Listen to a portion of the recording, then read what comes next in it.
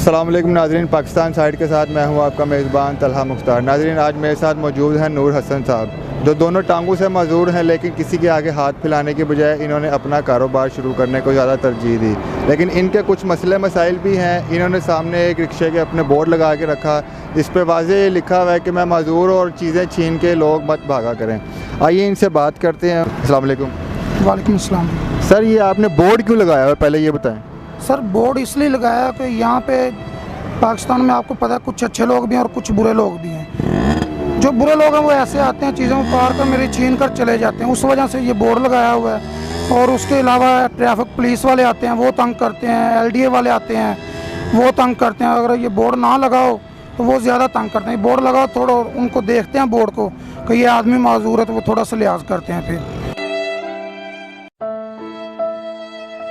वैसे कह देते हैं साइड पे चले जाओ, खड़ा नहीं होने देते। लेकिन जब हमें खड़े ही नहीं होने देंगे तो हम रोज़ी कहाँ से कमाएंगे, अपने बच्चों का पेट कहाँ से पालेंगे। हम 3 भाई हैं, तीनों के तीनों माजूर हैं, ठीक है। और शादीशुदा मेरे 3 बेटे हैं, मकान रेंट का है, सारा अखराजात आपको पता महंगाई भी है ऊपर से। तो यहाँ से अखराजात हमने, यहाँ से और कोई हमारा कारोबार नहीं है, कोई कुछ नहीं है। ये नॉर्मल सा कारोबार है, हमारा काम है, ये हम करते हैं अपने बच्चों का और अपना पेट पाल रहे हैं इसके ज़रिए। बस इसलिए बोर्ड लगाया था कि हमें को तंग ना करे। लेकिन फिर भी लोग तंग करते हैं, उनकी मेहरबानी है, लेकिन अल्लाह करम करेगा। तो कितना कमा लेते हैं, ये गुजारा हो जाता है इतनी महंगाई में आपका? सर, जितनी महंगाई है इसमें तो आपको पता है कि आपने सुना था हमारे वज़ीर-ए-आज़म का बयान के 2 लाख में भी गुजारा नहीं होता उनका, तो हमारा 10, 15, 20 हज़ार में कैसे गुजारा होगा। हम 9 हज़ार रुपये मकान का किराया दे रहे हैं, इसमें इतनी बचत नहीं। अब महंगाई बहुत ज़्यादा है, उधर से चीज़ें महंगी लेकर आते हैं। इधर लोग हैं जो वो कहते हैं बस ना कितनी भी कम कर लें, भी मिल जाए हमें। स्टोरों पर जाते हैं, बड़े बड़े स्टोरों पर जाते हैं, उधर अगर 100 की चीज़ है उनको 200 की भी मिले ना, वो ले लेते हैं। लेकिन इधर अगर 100 की चीज़ उसको बोलेंगे ना 100 रुपये की, वो कहेंगे 50 देंगे आपको। तो इसमें गुजारा करना तो बहुत मुश्किल है, लेकिन कर रहे हैं, क्या करें। ये आपकी टांगों का असल इशू है क्या? ये कब से है, बचपन से है या बाद में जवानी में आके हुआ है? सर, ये हमें तीनों भाइयों को बचपन से है। हमारे बाकायदा ID कार्ड वगैरह डिसेबल बने हुए हैं, सर्टिफिकेट भी बने हुए हैं। इसी वजह से हमें हमारे वालिद ने छोड़ दिया कि ये माजूर हैं। उसने आगे शादी कर ली, हमारी वालदा को छोड़ दिया, तो वालदा ने भी आगे शादी कर ली। मुझे मेरे नानी ना उन्होंने पाला है। 2 भाई हैं, वो ताई ताई के पास रहे हैं, उधर ही उन्होंने ताई ताई ने उनको पाला, उनकी भी मेहरबानी है।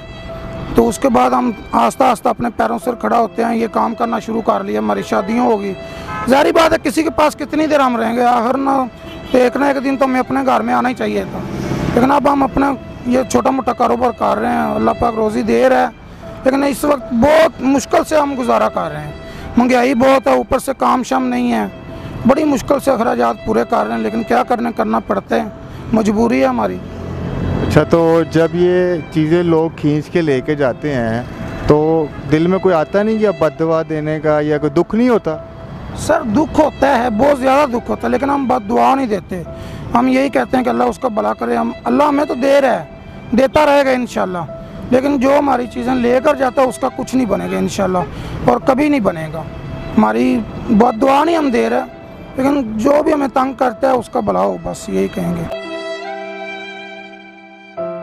अच्छा, तो मुझे ये बताएं कि लोग जो चीज़ें आपकी लेके भागते हैं, उनको इस चीज़ का इल्म है कि आप माजूर हैं, भाग नहीं सकते उनके पीछे? सर, उनको इल्म होता है तो इसीलिए वो ऐसे करते हैं, ठीक है। उनको पता है कि ये माजूर है, कुछ भी नहीं कर सकते। इसलिए मैंने बोर्ड इसीलिए लगाया है, उनके अगर रिक्वेस्ट की है कि यार आप मेहरबानी करें, मेरी चीज़ें ना उतारा करें। लेकिन फिर भी अक्सर होता है, यहाँ से लड़के आते हैं, उनको मैं बताता हूँ, खुद बताता हूँ कि यार भाई मैं माजूर हूँ, तो आपकी मेहरबानी है यार, तंग ना करें, या चीज़ें से ज़्यादा ना उतारें, जो उनसे लेनी आप उतार लें। तो उस वक्त वो कोई ना कोई चीज़ पकड़ते हैं, बाइक को किक मारते हैं और चले जाते हैं। मैं देखता रह जाता हूँ, क्या करूँ अब। तो एक दफ़ा ऐसा हुआ कि इधर 2 पुलिस वाले मेरे पास खड़े थे। पहले एक लड़का आया रिक्शे में, कहता है यार मुझे ऐनक चाहिए। मैंने कहा भाई ले लो। 2-3 ऐनकें उसने उतारी, कहता उधार कर लो। मैंने कहा यार इतना होता उधार नहीं ना होता, मैं अभी माड़ा बंदा हूँ। तो चला गया। बाद में आया, इधर मेरे पास 2 पुलिस वाले लड़के खड़े थे, तो उसने 2-3 ऐनकें उतारी, रिक्शा उधर पीछे खड़ा किया मेरे, उसमें बैठा चेक कर रहा था शीशे में। वैसे ही उसने सलफ मारी है, भाग गया। पुलिस वाले पीछे उसके गए, लेकिन वो उनके हाथ नहीं आया, वो चला गया। तो यही मजबूरियाँ हैं सर सारी।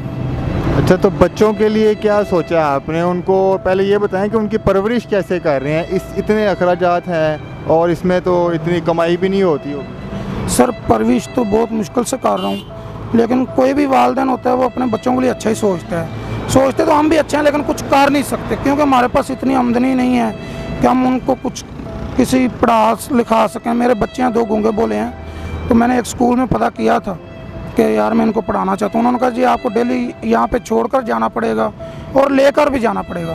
तो मैं सर काम करूँ या उनको ठोकर पर छोड़ने जाऊँ, रोज़ाना छोड़ कर आऊँ लेकर आऊँ, कैसे लेकर आ सकता हूँ या छोड़ने जा सकता हूँ मैं। तो इसी वजह से सर बच्चों के मुस्तकबिल के लिए तो बहुत कुछ सोचते हैं, लेकिन हम कर कुछ नहीं सकते हैं क्योंकि हमारे पास इतना कोई वसाइल नहीं है।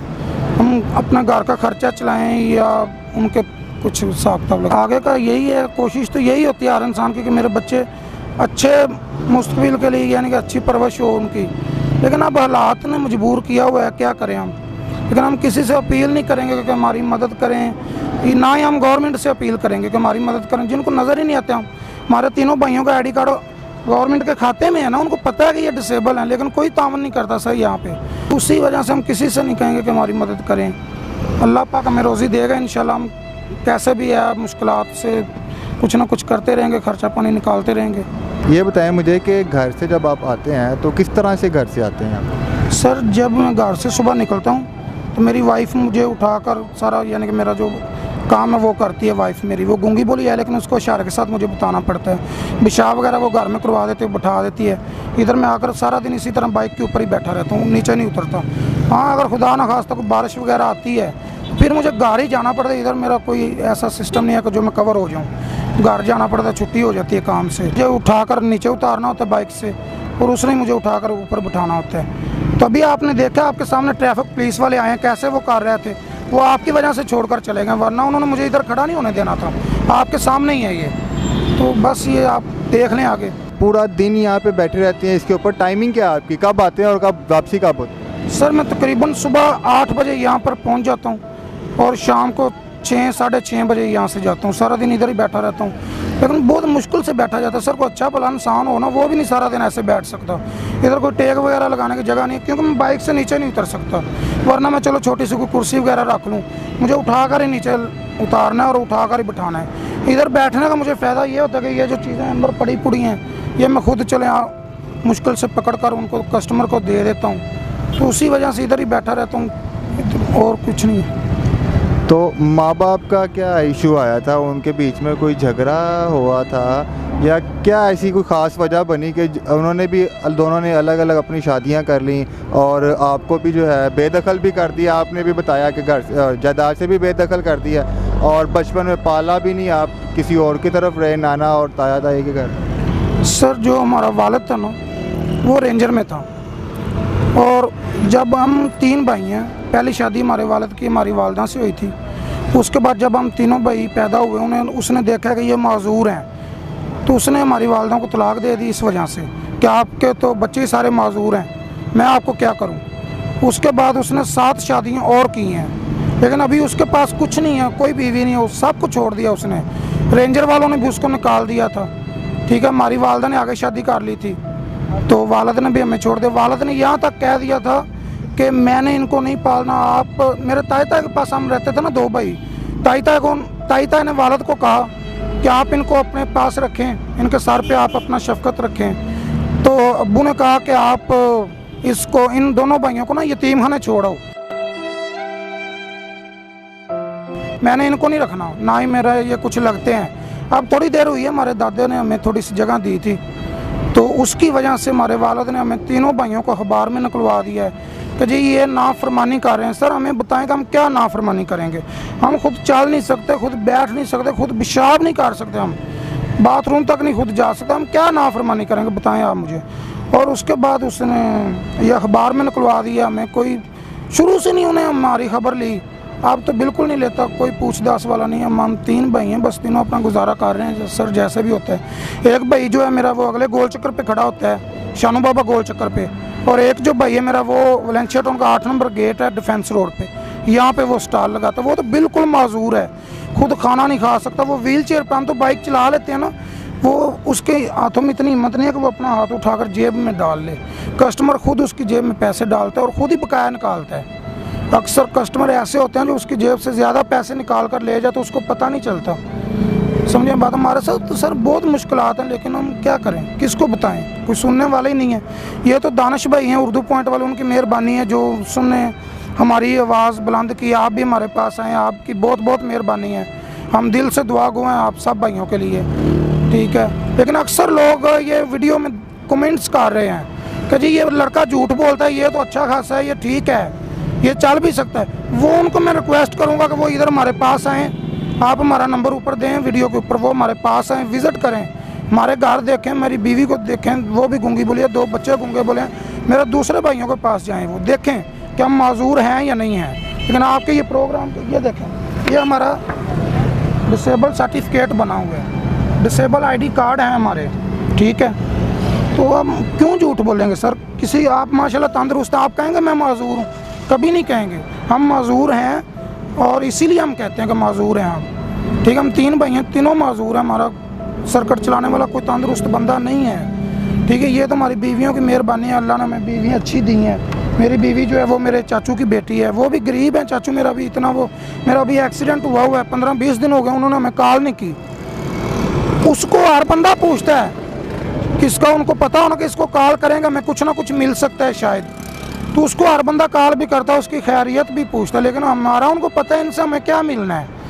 ये तो जब भी कॉल करेंगे हमसे कुछ मांग सकते हैं, हो सकता है मांगे, लेकिन आज तक हमने किसी के हाथ नहीं फैलाया। हमारे ऊपर बहुत मुश्किल टाइम आया है सर, बहुत मुश्किल टाइम आया है। लेकिन ठीक है, उधार शिधार हम किसी से पकड़ कर अपना टाइम गुजारा कर लेते हैं, लेकिन हमने किसी के आगे हाथ नहीं फैलाया, किसी रिश्तेदार को नहीं कहा कि हमें दें, ठीक है।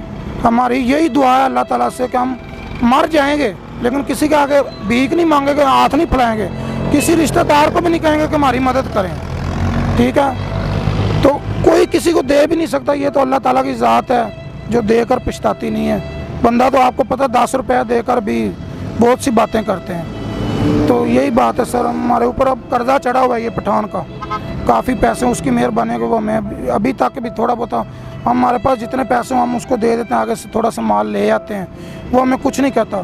तकरीबन 4-5 लाख रुपए हम उन्होंने उसको देना है तीनों भाइयों ने, लेकिन उसकी मेहरबानी अभी वो भी कह रहा है कि यार हालात बहुत ख़राब है, महंगाई है, आपकी मेहरबानी है यार हमें पैसे दो, लेकिन ज़्यादा तंग नहीं वो कर रहा। लेकिन सर देने तो हैं ना, देकर ही जान छूटेगी। अभी ये है कि अगर वो हमें माल ना देगा तो हम किधर जाएंगे, हमारे पास नेट कैश नहीं होगा तो हम कहाँ से माल लाएंगे।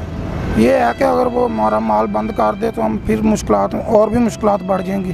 तो जी नाज़रीन, आपने इनकी बात सुनी है, इनको कितनी मुश्किलात का सामना करना पड़ा है, सब आपके सामने ही है। मेरे सामने अभी वार्डन वाले आए थे, उन्होंने इनको हटाने की कोशिश की, तो मैंने ही इनका बोर्ड जो सामने लगा हुआ है वो मैंने उनको दिखाया और वो फिर आगे गए। उम्मीद है कि इनकी मुश्किलात में आगे इजाफ़ा नहीं होगा, कमी ही आएगी। इसी के साथ मुझे दीजिए इजाज़त, अल्लाह हाफिज़।